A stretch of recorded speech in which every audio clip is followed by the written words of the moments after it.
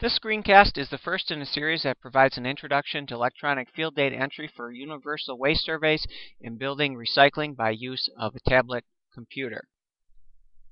So XYZ Environmental has successfully completed some pre-demolition asbestos surveys of buildings with the assistance of freelance Enviro-Tech. This method was reviewed in screencasts 1 through 5, which culminated in the generation of electronic chain of custody from field data entry. Now they have accepted the task of performing a universal special waste survey of a mall to be partially renovated and partially demolished. So freelance Enviro-Tech was glad to assist them in developing a data entry system to accomplish this. Various data entry platforms have been reviewed in the previous screencasts. For this project, they obtained a TV cart, which is ideal when conditions permit. So let's jump into the system. The system is very similar to the previously reviewed AACM data entry systems using independent and dependent drop-down menus. Refer to screencast number 3 for more information about this banding scheme by location.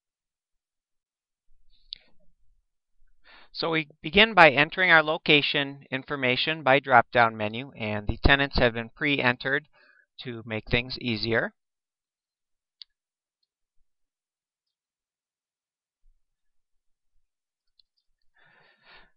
And so when we come to the item group, all the different types of universals and things that we are looking at have been organized into categories by abbreviation.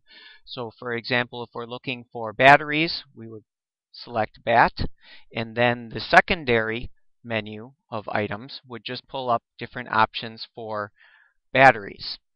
In this case here, we're going to enter a battery for the fire suppression system, and then the quantity 2.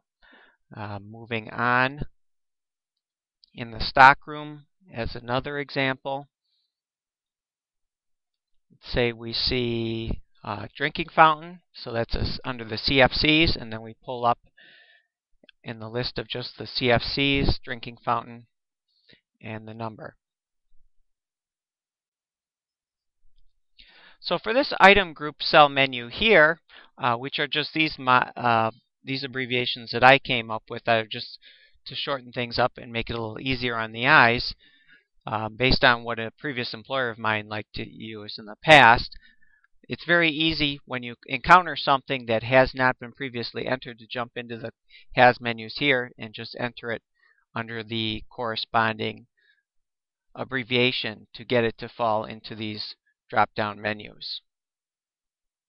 So when you get back to the office, let's jump down to the bottom of the table, you're ready to tally up all these materials. So the same sort of data entry system is in the bottom in the out of print area, and so you enter, for example, your fluorescent light bulbs to find out how many they are.